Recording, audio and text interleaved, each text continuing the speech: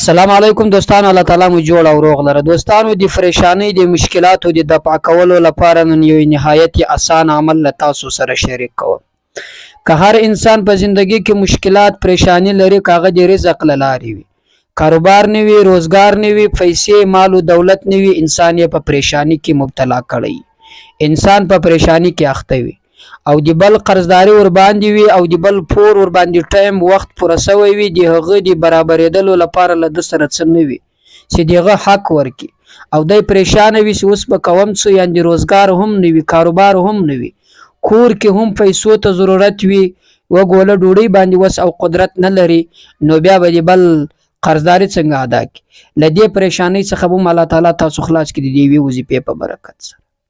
یا په زندگی کې داسې پریشانی لري چې د نکاح لپاره حیران یاست اوس نکاح چاته وکړي یا نه. مثلا چاته مرکه واسطه وي که نه واسطه وي، ځکه چې نن سبا خو داسې زمانه ده چې نکاح کول بې انتها زیات ګران سو، د غریب د وس کار نه ده.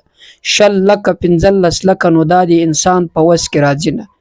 دغه پریشانه کړی چې آیا اوس به د نکاح د اسباب څنګه برابروي، د رشتې ورلېږلو اسباب به څنګه برابروي، یا مثلا د رشتې اسباب برابر وي، مال او دولت پیسې هم وي، خو بیا محل ته راضي کېدل نه وي، رکاوټ په مابینځ کې وي، دا پریشانی په مخه باندې انسان اخسته وي.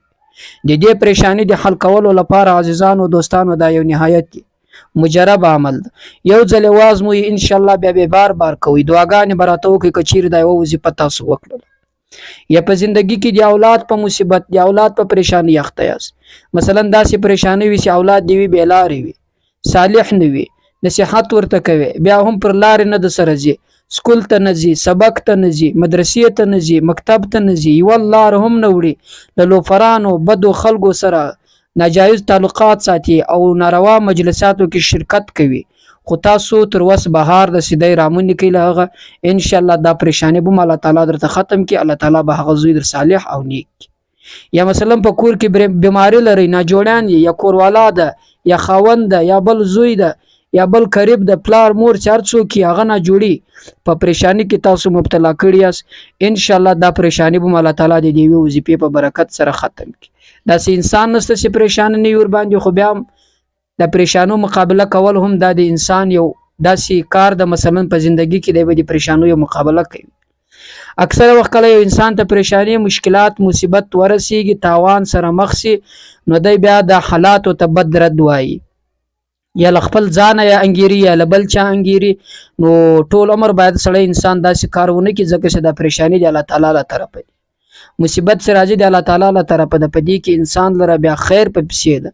که پر انسان باندې پریشانی مصیبت ډیر راځي، نو هغه د سوچ او فکر وکړي چې لدې نه بعد یو غټه خوشحالي په پسې ده، لدې نه بعد یو غټه کامیابی په پسې ده، ځکه چې الله پاک جل جلاله فرمایي چې له سختي ورسته ضرور اسانتیا سته، فإن مع العسر يسرا. له سختي نه ورسته الله تعالی خپل فرمایي چې اسانتیا ضرور سته. نو باید په پریشانوي باندې موږ او تاسو نور پریشانی ون نه کړو چې د نور پریشانی د انسان زندگی تباہ کوي. خو د پریشانی د حل کولو لپاره موږ تاسو باید هغه لار پیدا کړو چې څنګه له پریشانی څخه خلاص.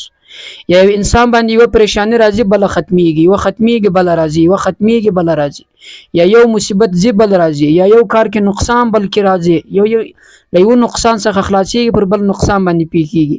او اکثر خلک دا سوچ کوي چې د عادت خپل لاس اور پیکه ده، دا دغه رقم ده، داسې توانو سره مخ ده. نو دا خبره هم غلطه ده. ګوري دا هر څه دی الله تعالی له طرف راځي. انسان باید په هر حال کې شکر وباسي، انسان باید په هر حالات کې شکر وباسي.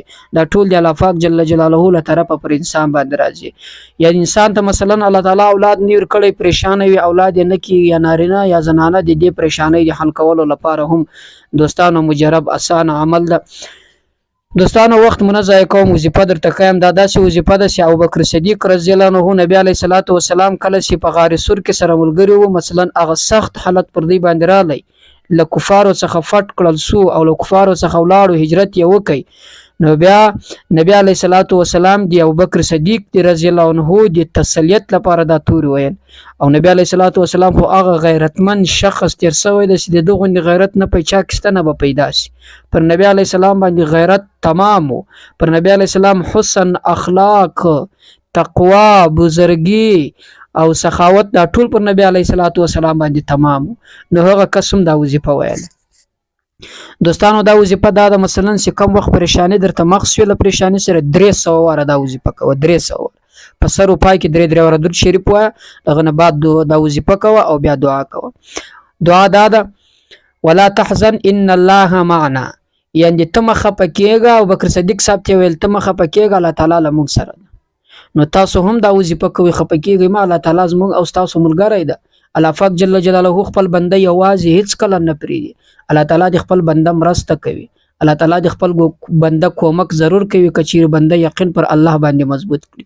نو لہذا دوستانو که کم وخت هر پریشانی ولا او دغه پریشانی د حل کولو لپاره تاسو لار پیدا کوله نو دا وظیفه شروع کی په سر او پای کې 3 واره درود شریف په مابینځ کې دغه وظیفه 300 واره لغه بعد دعا وکي ان شاء الله تاسو دعا به الله تعالی قبول کړي لغه پریشانی به تاسو الله تعالی خلاص کړي. الله تعالی مو خوشاله او آباد لره دا وظیفه وکي پر الله تعالی مسپارم. السلام علیکم ورحمت الله وبرکاته.